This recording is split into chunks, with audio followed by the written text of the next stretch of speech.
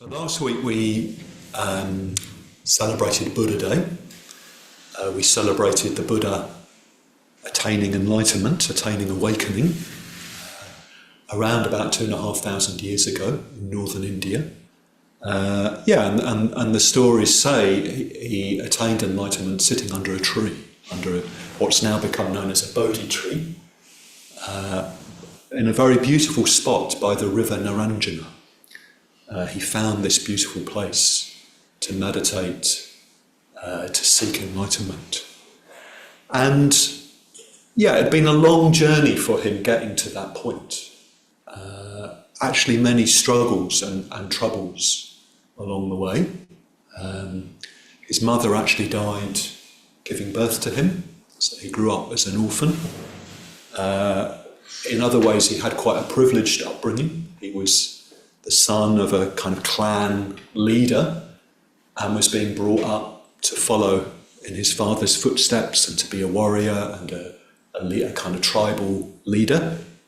So definitely being sort of kind of funneled and channeled in a certain direction. And I think he found that very kind of limiting. He yearned for freedom. There's also a story about a conflict that happened when he was growing up, actually between the tribe of his father and the tribe that his mother had come from. And it was a conflict over the rights to water in a certain river, maybe in a time of drought or something like that. And it almost led to warfare. And this young man, the young Siddhartha, who would become the Buddha, there's a place, in the scriptures where he talks about this, and he talks about how horrified he was, how disturbed he was, seeing the possibility of conflict, seeing the possibility that his family members could actually take swords and fight and kill just for water. So there were certain things that happened in his life which troubled him, and even though in other ways it was a privileged upbringing, it still felt like a prison, it still felt limiting. And so, he just walked away from it. As a young man, he just left, he just walked away from it.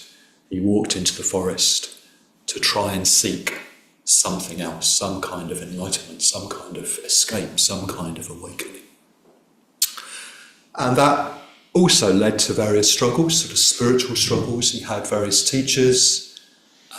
They taught him what they knew, but he was never satisfied. He never felt the teachings really completely made sense or really explained what life was about. He tried ascetic practices, sort of starved himself almost to death, realised that was useless, that wasn't the way to enlightenment.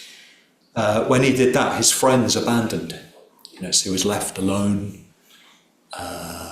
maybe quite lonely, maybe starting to think, have I just made a fool of myself leaving home? Am I just going to fail? But something seemed to keep him going. All along, he seemed convinced that there was a way. There seemed to be some strong intuition, some strong sense that there was something there to be discovered, to be realised. And that kind of kept him going. And then, I'm not going to tell the whole story, but he had a memory came from his childhood. And this memory was very, very significant and gave him a kind of clue for what he needed to do next, for how he needed to meditate, this approach that he needed to take in meditation. And he found this spot under the tree by the river and, meditated. We don't really know how long he was there. In some of the kind of more mythical accounts, the whole thing gets sort of dramatically compressed into one single night. And there's this story of, just in different phases of the night, different waves of enlightenment occurring. And then as the morning star arose, he realises he's fully awake, Maybe it was like that right at the end, but maybe there were some weeks, months, who knows, that led up to that experience. And maybe there were some weeks and months after that experience where sort of further waves of realisation, further waves of the implication of what he discovered just sort of came flooding through him. And a process of sort of not just knowing, but knowing what he now knows, a process of assimilation and absorbing this extraordinary breakthrough into another kind of consciousness, into a complete sort of existential freedom. Yeah? Life opening up in a completely new, beautiful, free kind of way. Yeah. So that's the Buddha's awakening, and there's a couple of stories about what happens next. So he eventually, after many different incidents, he decides he's going to leave that place and he's going to go back into the world of humans and try and share this awakening with others, try and teach others the way to discover this for themselves. Yeah? So he's made this decision and he's on his way to go back to the human world. Yeah? And in one tradition there's a little story that he walks away from the tree and I don't know whether he stands or he sits, but he gazes, it says he gazes unblinking at the tree with loving eyes. Yeah? He just gazes, sort of loving gaze, unblinking at the tree. The tree which has sheltered him from the rain, maybe sheltered him from the hot sun. He just gazes with love at the tree. Yeah? And there's another little tradition where, as he's actually leaving, before he goes, he turns, he places his hands together to his heart, and he bows to the tree. There's this deep bow of gratitude and respect to the tree, which has, again, sheltered him, looked after him in a way being a kind of companion at this incredibly, incredibly significant time of his life. Yeah? He bows in gratitude to the tree for shading him, protecting him, looking after him in that kind of way. Yeah? And then he turns away and he walks back into the human world and into the next phase of his life. So there's a Sangharakshita talk about the Buddha where he tells another little story from that time, and it's a story where the Buddha, he's just enlightened, he's just sort of working through the implications of the enlightenment, and he decides that he wants something to revere. Even though he's the Buddha, even though he's enlightened, he still wants something to look up to revere. That's just sort of natural, a kind of natural need and want to look up. And so he decides to revere the Dharma, to revere reality in a way that's made awakening possible. Yeah? So in this talk, Sangharakshita says, we're used to thinking of the wise Buddha, we're used to talking about the compassionate Buddha, maybe the aware Buddha or the fearless Buddha. And in this talk he says, I'm getting us now to think about the worshipping Buddha. That even the Buddha wanted to worship, to look up, to revere. So he was adding the worshipping Buddha. And in a way in this talk I'm adding the grateful Buddha. The Buddha was wise, compassionate, fearless. He also naturally felt gratitude. There's a number of stories where you see his gratitude. So when he goes back into the human world, when he goes to share this teaching with others, the first people that he thinks of is his two teachers, Alara the Kalama and Udaka Ramaputra. They were his two main teachers. And he knew they weren't enlightened, and he knew they couldn't teach him everything he needed to know, and so he'd moved on from them some years before.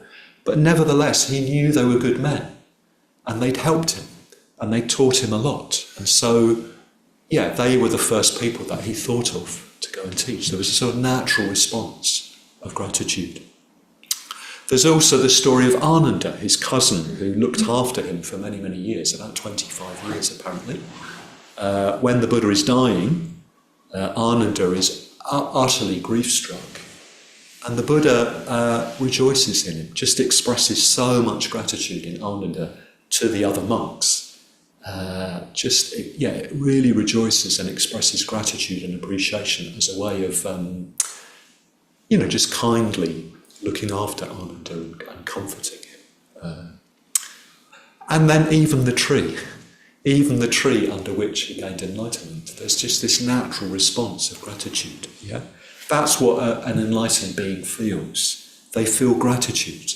They feel appreciation. They feel naturally, spontaneously, feel a sense of being in receipt of so much. Yeah, being in dependence and connection with so much. Yeah, he naturally. He doesn't experience himself as being separate, but quite naturally feels or realises or knows he's deeply connected, deeply dependent, deeply interdependent on so many other things around him. And just really feels that sense of reciprocity and gratitude and appreciation. So we human beings, we've got a particular human self-consciousness. We don't just have sense consciousness. We've got this ability to be aware of being aware. We've got this ability sometimes, we're not doing it all the time by any means, but we're able sometimes to sort of step back from our experience and know what we're experiencing. We're not always completely in the experience, but we can sort of step back and know what we're experiencing. We can sort of dialogue with ourselves about what's going on. We can reflect on our experience. Yeah?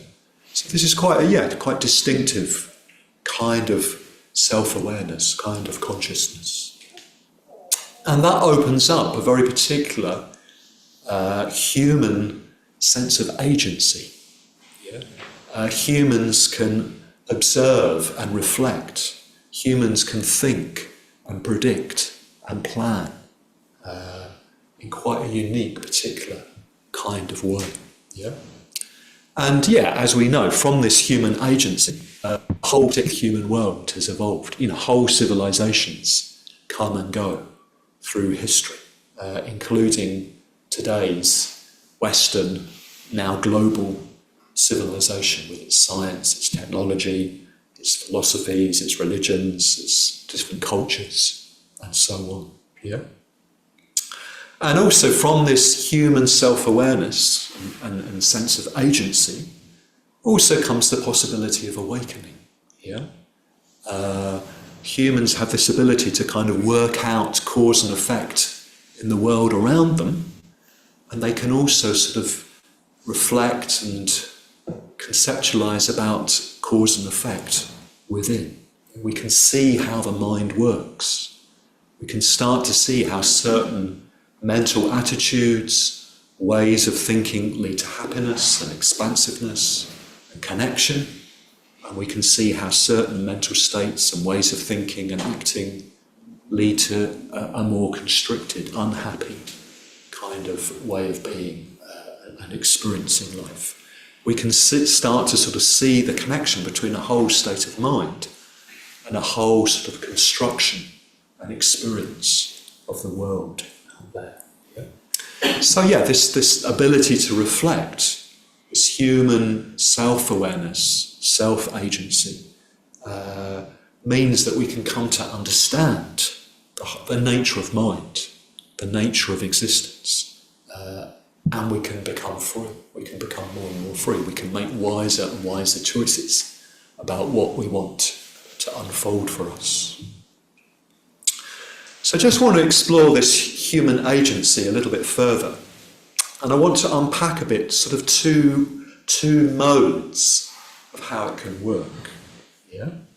So I'm saying that this self-awareness, this agency, can open up different kinds of possibility. There's definitely possibilities that it opens up, which can be positive and can be even liberating. It can also become a trap. This self-awareness can also become a kind of distinctively human trap. I want to explore sort of two modes in which it can work. Yeah. So the first is what I'm calling the entitlement mode. The entitlement mode, and I'm going to contrast that with the gratitude mode. Yeah.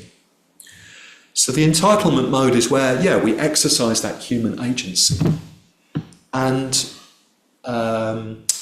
it sort of comes out of and reinforces a sense of, I did this, this was me, and because it was me, I've earned it, it's mine.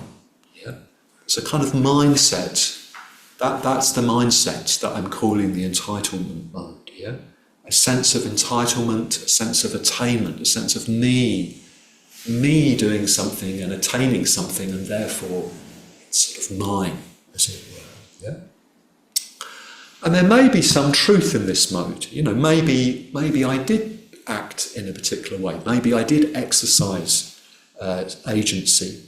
Maybe even I worked quite hard, maybe with a lot of skill and intelligence, maybe even with very good intentions. So there's some sort of truth in it, but it wasn't just me. It wasn't just me. There must have been all sorts of other conditions and supports which allowed whatever happened to happen. So, in a way, what I'm saying is, in this mode, we sort of narrow down into a little perspective where we think it was me that did this. And we don't really see that actually it was me plus a whole load of other causes and conditions and supports, as it were. We miss out how dependent, how connected, how indebted to other we really are. So for example, here you are this morning, you did get to the Buddhist centre. Maybe you were lying in bed and thought, I could just have a lie-in this morning. But no, I'm going to get up and go to the Buddhist centre. You did exercise agency. And yet so many other things allowed you to get here. The fact that there were roads and streets to travel along. Maybe you got the bus. You just think about it. There are all sorts of other reasons that meant you could be here, that we could be here, that this could happen this morning. But it's so easy to sort of forget that. It's so easy to sort of narrow down and close down into a smaller view with me at the centre. And it just sort of leaves out so much. In a way, I think all the time, quite habitually, we're leaving out so much. And in a way, it's sort of natural and understandable because I am at the centre in my experience. That is how I experience things. And in a way, it's me and my experience and my agency and my thoughts, which I do experience most immediately and most vividly, as it were. So you can sort of see that there's a kind of understandable reason why we might kind of shrink down into this limited view and not notice our dependence on a much larger web of conditions. So I want to read a poem that explains what happens when we get stuck in this mode. So it's a poem called The Moment, and it's by Margaret Atwood, quite well-known novelist. She's also a poet, written quite a lot of poems. So The Moment. The moment when, after many years of hard work and a long voyage, you stand in the centre of your room, house, half acre, square mile, island, country, knowing at last how you got there and say, I own this. It's the same moment when the trees unloose their soft arms from around you. The birds take back their language. The cliffs fissure and collapse. The air moves back from you like a wave and you can't breathe. No, they whisper. You own nothing. You were a visitor, time after time, climbing the hill, planting the flag, proclaiming, We never belonged to you. You never found us. It was always the other way round. So yeah, in that mode, in that entitlement mode, the world recedes, the world separates. Yeah. The trees unloose their soft arms from around you. Yeah. The world becomes more flat and blank. Yeah. The birds take back their language. You stop hearing the song of the birds. You stop being able to really fully appreciate the beauty. Yeah. The world becomes more small and claustrophobic. Yeah. The air moves back from you like a wave and you can't breathe. Yeah. So yes, this entitlement mode, it creates this sort of sense of me and a sense of separation, which is a sense of alienation and lack. Yeah. And that then, that leads to more sort of grasping, more kind of defending. And yeah, a really, really sort of impoverished experience of life and experience of the world. Yeah. The grasping mind can't feel grateful. Yeah. It's a contradiction in terms. The grasping mind, when we're in a mode of grasping or aversion, we can't feel grateful. We can't sort of realise or feel or know our connection, our dependence, our indebtedness to others. We're sort of really sort of cut off from so much in life. So that's the gratitude, that's the entitlement mode, and then I want to contrast that with the gratitude mode. Yeah? So this is the mode, the way of being where we don't put ourselves at the centre and blank everything else out in the way that we do in the entitlement mode. Yeah? So we're in touch with a bigger, more complete picture, where we still sense our own sense of agency and effect, but we also sense and know so much more. You know? We're in a different way of looking at life, just a whole different sort of view, a whole different perspective, a whole different way of looking and seeing, which gives rise to a whole different way of being, a whole different way of existing in the world and experiencing the world around us. So there's this sense of interdependence, this sense of, you could even say indebtedness, but I don't mean that in a kind of bargaining, negotiating, just a kind of free sense of indebtedness, a sense of there's so much that we rely on, there's so much that's being given to us. So in a way, a sense of richness, a sense of abundance, a sense of, life is giving me so much. Yeah. So it's a little bit paradoxical, isn't it? You feel dependent, but that makes you feel richer. Yeah. There's a sense of dependence, and so in a way there's a sense of humility. You know it's all not you. It's not all me. Yeah. You sort of know that. Yeah. There's this sort of built-in humility. And yet again, sort of a bit paradoxically, that allows you to feel less alienated and more expansive, more connected, more part of things. Yeah? There's a bigger sense of what it means to be, yeah, that comes with this sort of sense of humility. So yeah, in this mode, in the gratitude mode, the world becomes more abundant, more beautiful, more open, more expansive. We belong. We're part of things. We're connected rather than alienated. Yeah? And because of all that, because of this sense of love and connection and generosity, maybe more easily there's a natural, spontaneous wish to give back, to love back, to give back. Life is a gift, and we just want to return that gift. We want to pass it on to others. Our energy is more able to flow in that way. Not because we ought to, not because we sort of need to keep some kind of bargain, to pay our dues, but because we've gone beyond all that. Yeah? We've gone beyond those sorts of games, those sorts of negotiations, that sort of mindset of life as a kind of bargain, we're even starting to dissolve the whole sense of separation of self and other. Yeah? So that's where gratitude takes us. It's taking us into a deep sense of interdependence. That, where that sense of separate self and other doesn't make any sense anymore. We realise it's not really like that at all. Yeah?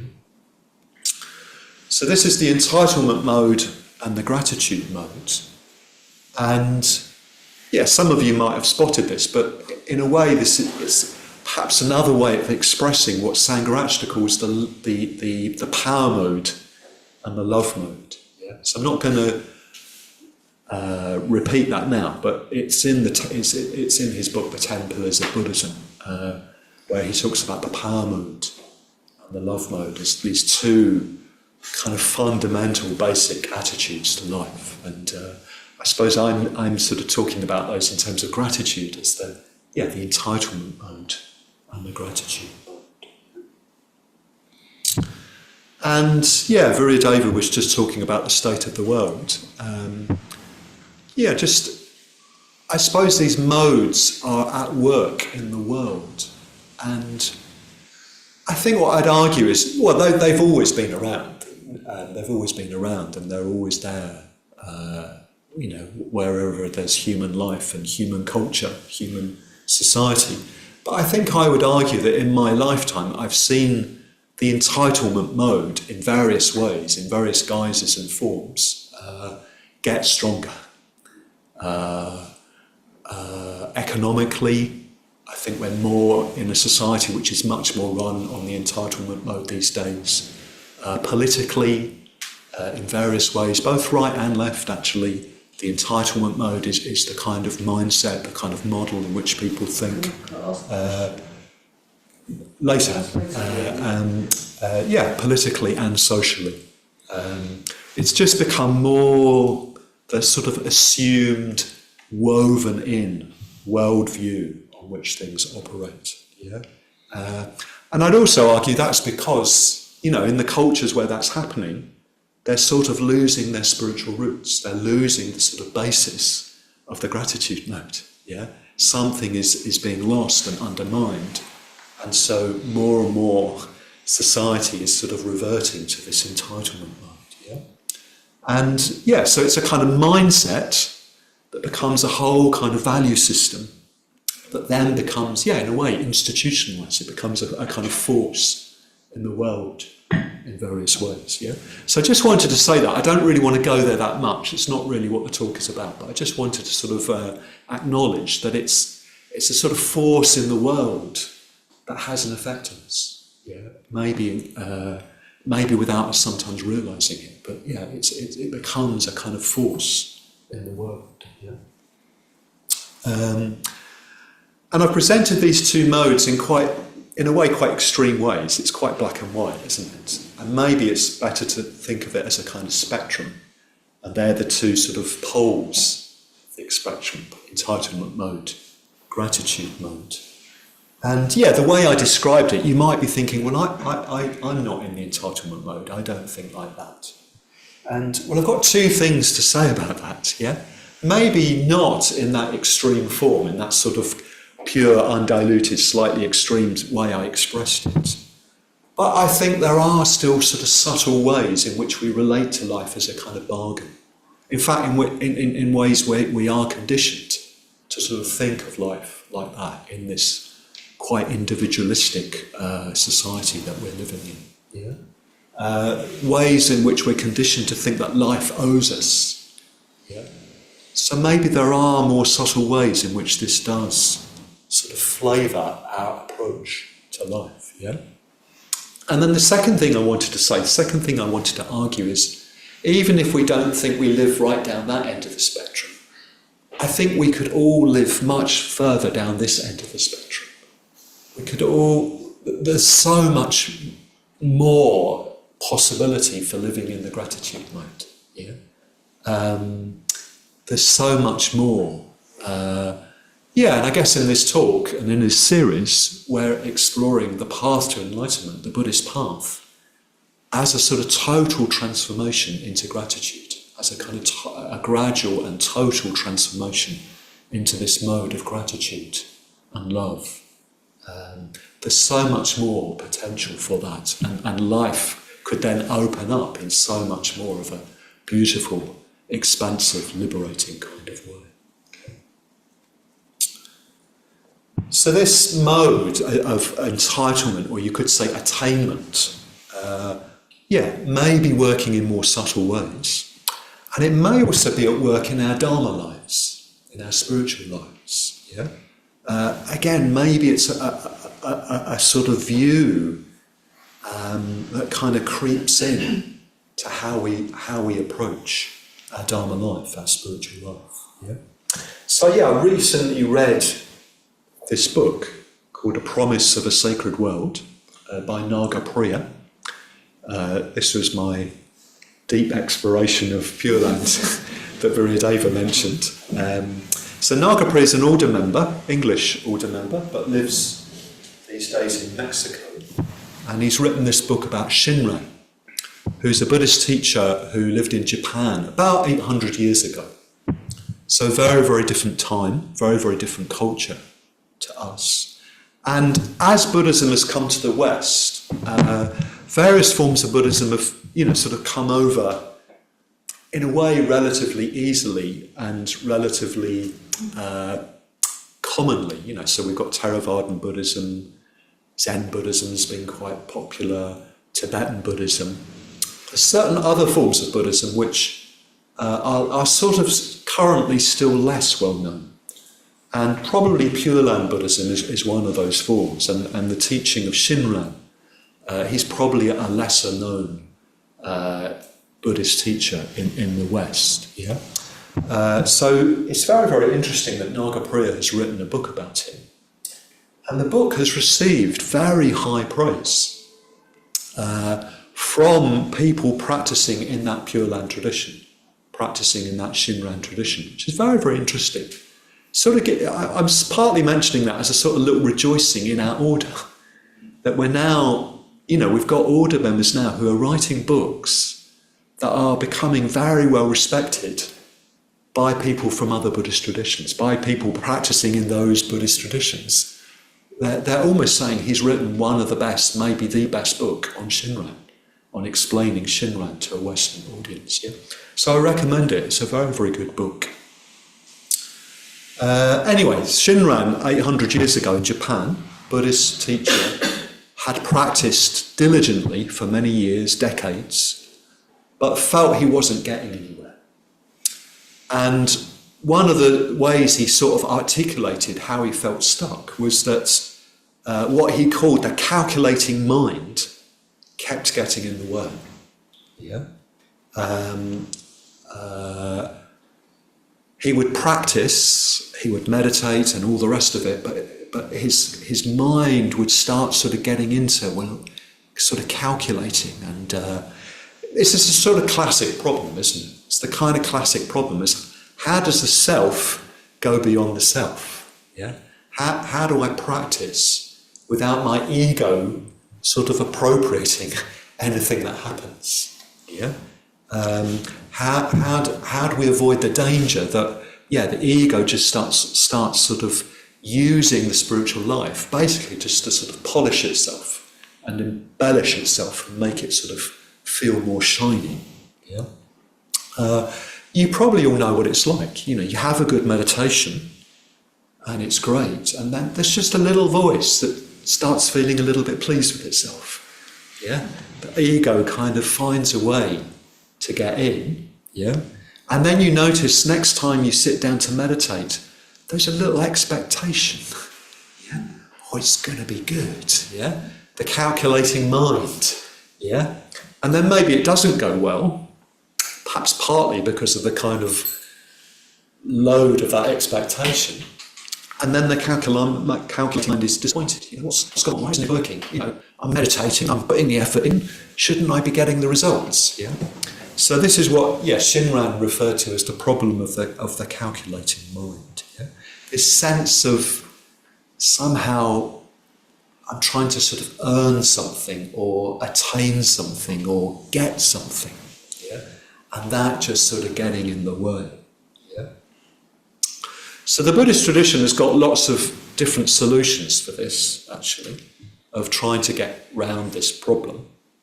But Shinran had a particularly novel, surprising, even sort of startling solution. He was, especially concerned with this problem of the calculating mind. Yeah? So his solution was to see awakening as a gift. It was a gift. It was something that was going to be given to you. Yeah? It wasn't something that you deserved through ethics, through being good. It wasn't something that you earned through doing hours and hours of meditation. It wasn't something that you attained through studying the Dharma, studying the text, developing insights. Yeah? It wasn't any of that. Yeah? All that actually was useless. That just gets in the way. That's just ego stuff. Yeah? Awakening is a gift. Yeah? And it's given by Amitabha Buddha. Yeah? So this, in the tradition in which Shinran was practicing, there was a myth of the Buddha Amitabha taking a vow aeons and aeons ago to become a Buddha, to establish a Pure Land, a place in which beings, if they wanted to, if they asked to, could be reborn, and from which they would attain enlightenment. So Shinran's idea, Shinran's myth was, well, Amitabha is now a Buddha, so he must have therefore created that Pure Land. So it must be possible that we can be reborn in it and be enlightened. Yeah?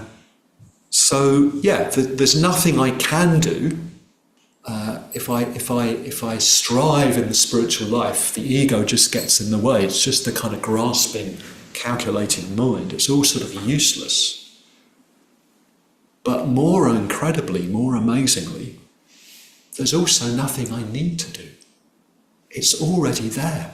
It's just waiting. There's just a kind of gift that's going to be freely given to me. Yeah? So for Shinran, practice was just gratitude. Yeah? The reason for chanting and meditating was just to express gratitude. Yeah? Any work one did in the world was, again, just an expression of gratitude. Yeah? So in this way, he circumvented the calculating mind. He circumvented this tendency we have to want to get something. Yeah? It's already there.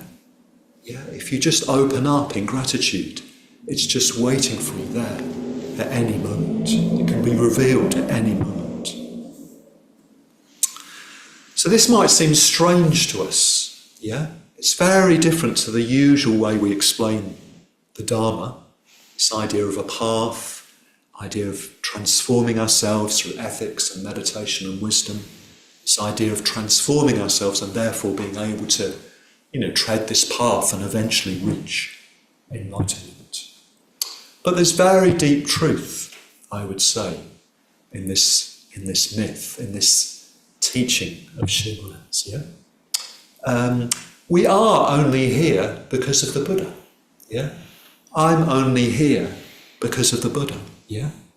What the Buddha discovered, what the Buddha realised, I'd have never worked that out for myself.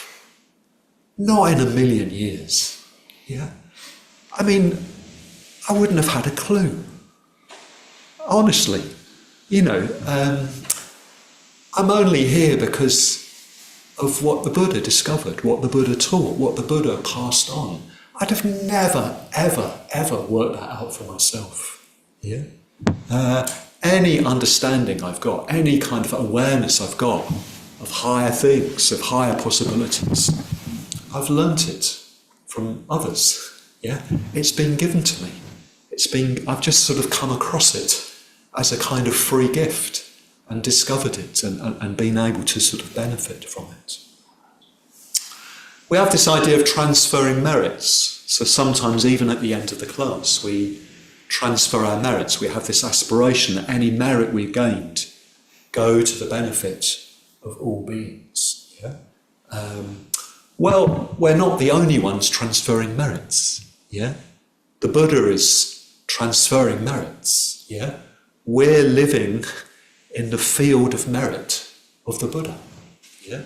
Right here, right now, we're in the field of the merit of the Buddha. This place wouldn't exist if it wasn't for the merits of the Buddha, sort of flowing through history, streaming through the generations, streaming through history, through time, through space.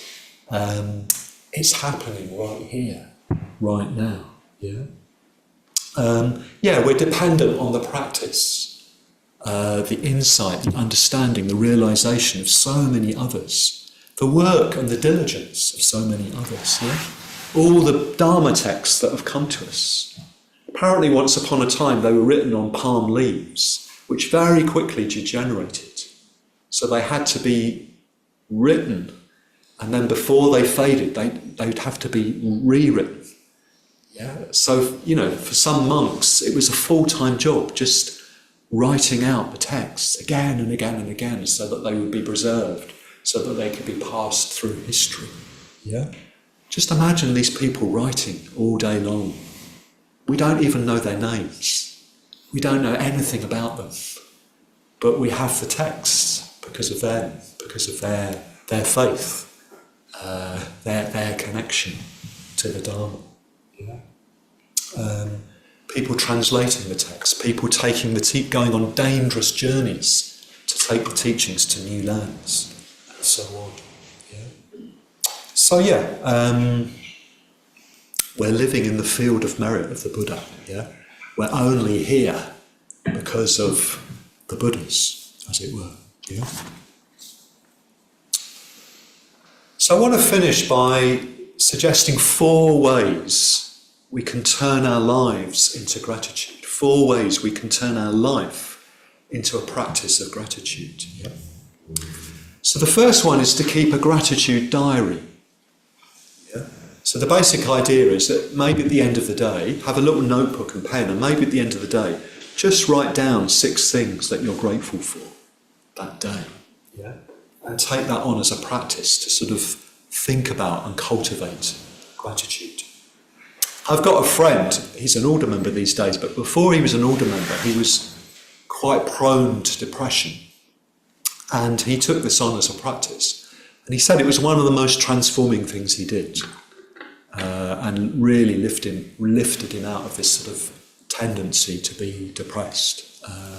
Just this sense of reflecting on gratitude and, in a way, how much he was receiving. It really sort of got a self-view that he had. So just a chance to rejoice, to notice, to appreciate things, experiences, people, just how much we're in receipt of. Even when times are difficult, there's things we can be grateful for. There's things that we can notice to be grateful for. Yeah? And of course that will spur us into expressing more gratitude. Yeah? Expressing gratitude to others is a real gift to them that's free to give. Yeah? Just the power of noticing and appreciating and expressing gratitude. And the last few weeks, partly inspired by the book and partly inspired by getting ready to do this, I've been keeping a gratitude diary. And it's been really good. I've really enjoyed doing it. And I've sort of noticed that I've got so far with it, and I want to take it deeper. It's like I've got to sort of limit, got to the sort of edge of my imagination. And I've realised I want to go a bit further. I want to sort of open out into even more deeper ways in which I live in dependence on others. Yeah? It's sort of shown me that limit. It's sort of shown me how I'm still within a certain kind of bubble of me, a bubble of self that thinks it's completely autonomous and separate in a certain kind of way, self-controlled, yeah? And it's getting me to sort of feel and somehow sense how I'm missing so much. Yeah. So it's been an interesting practice of, sort of making me realise, there's a kind of edge here. What would it be like to sort of expand that, to go a bit further beyond that? Yeah? So I've started thinking about a few things, a few ways to sort of go beyond. So the second one, gratitude. So the second practice for turning our lives into gratitude is trying to reflect on the people that we don't notice. The people that we don't notice. Yeah? So I'm going to read a poem to explain what I mean by that. Some of you may have heard me read this. I've been reading this poem a little bit recently, so here it is again. It's called Filling Station, and it's by the American poet Elizabeth Bishop. Oh, but it is dirty, this little filling station. Oil-soaked, oil-permeated, to a disturbing overall black translucency. Be careful with that match. Father wears a dirty, oil-soaked monkey suit that cuts him under the arms, and several quick and saucy and greasy sons assist him. It's a family filling station, all quite thoroughly dirty. Do they live in the station? It has a cement porch behind the pumps, and on it a set of crush and grease-impregnated wickerwork. On the wicker sofa, a dirty dog, quite comfy. Some comic books provide the only note of colour, of certain colour. They lie upon a big dim doily draping a tabaret, part of the set, beside a big hirsute begonia. Why the extraneous plant? Why the tabaret? Why, oh why the doily? Embroidered in daisy stitch, with marguerites, I think, and heavy with grey crochet. Somebody embroidered the doily. Somebody waters the plant, or oils it maybe. Somebody arranges the rows of cans so they softly say eso, so, to high-strung automobiles. Somebody loves us all. So I really love this poem, and she walks into a dirty, grubby, greasy filling station, and normally in such a place you want to just fill up with petrol, pay, and get on with your journey, and especially because it's grubby and greasy, you don't want to hang around there. Yeah, you just go into that mode of head down, not noticing, just get what I want and get on. Yeah. But she doesn't, the poet doesn't. She notices so much. Yeah. For me, it's a poem about noticing. Yeah. A poem about gradually being drawn out of yourself by observing and noticing. Yeah. So she notices the oil and the grease. But then she notices, the father is wearing a monkey suit that cuts him under the arms. She notices it's a bit too small for him. Yeah, and then of course, she notices the plant, the doily, the embroidery, and she notices, presumably the mother, who's out the back, doesn't even appear in the poem, but she's seen by the poet. Yeah, the poet notices so much. So there's love in that noticing, isn't there? Yeah. To quote Simone Weil, attention is the rarest and purest form of generosity. Attention is the rarest and purest form of generosity. To notice in that kind of way, there's a kind of love, a kind of generosity, a kind of appreciation and gratitude. Yeah. So I'm trying to take this on as a practice. Who are the people that I don't notice? Maybe when I'm on a journey, when I'm walking to work, what can I notice? Yeah. Somebody cleaned the buses. Yeah. Somebody designed the poster in the advert slot in the bus stop. Somebody tidied the office when I arrive. Yeah, there's probably so many things that we could notice, opening out our mind into a different kind of mindset. Yeah. Third area, so that's the people we don't notice, and then there's what I've called the wonder of ordinary things. So I'm going to read another little poem. This is just a short one. It's actually called The Patience of Ordinary Things by a poet called Pat Schneider. The Patience of Ordinary Things. It's a kind of love, is it not? How the cup holds the tea. How the chair stands sturdy and foursquare. How the floor receives the bottom of shoes or toes. How soles of feet know where they're supposed to be. I've been thinking about the patience of ordinary things. How clothes wait respectfully in closets, and soap dries quietly in the dish, and towels drink the wet from the back of the skin of the back, and the lovely repetition of stairs. And what is more generous than a window?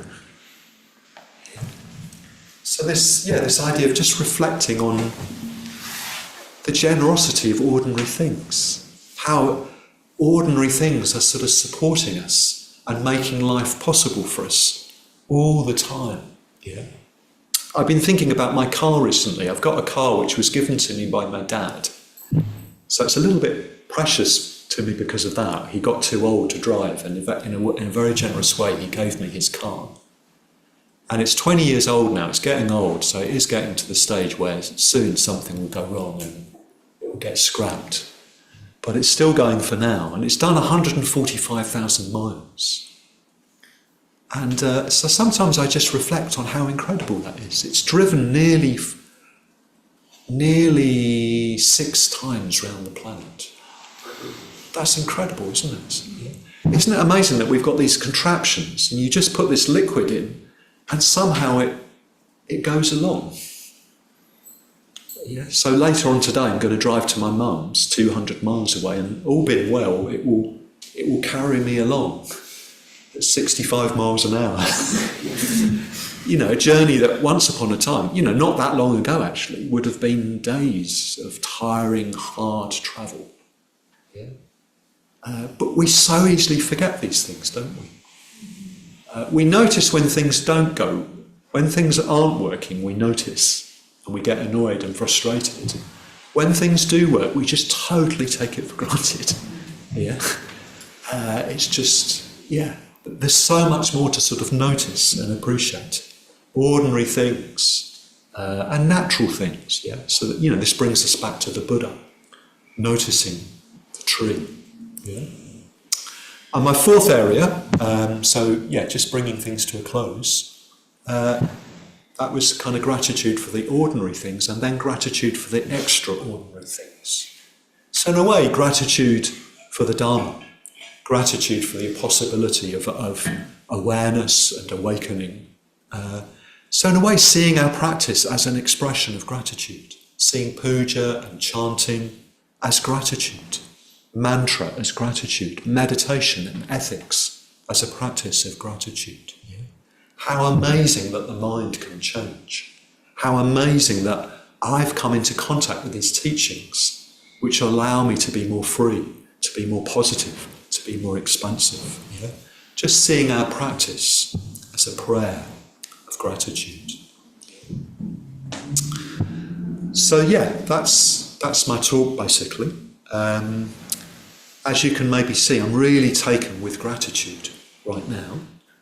And I've just got this sense that gratitude could be the whole path to awakening. Gratitude, the practice of gratitude could be a very, very strong, deep way to change our vision, to change our whole mindset, to change our whole relationship to life, yeah? Of course, we all feel gratitude a lot of the time, but there's so much more. It could go so much deeper. Yeah. Gratitude is it's an insight practice. It's a wisdom practice. Yeah. Gratitude is potentially the gateway to awakening. Yeah. So on this course, I'm hoping we can explore a deep profound, radical in the sense of to the roots, gratitude, that can turn our calculating mind completely inside out. Yeah? And if we could do that, well, in a way, we really would be reborn in Amitabha's Pure Land. Yeah? We really would live in a different world, a world that would be so much more magical, so much more beautiful, so much more abundant. We'd be living in the world of awakening. Thank you.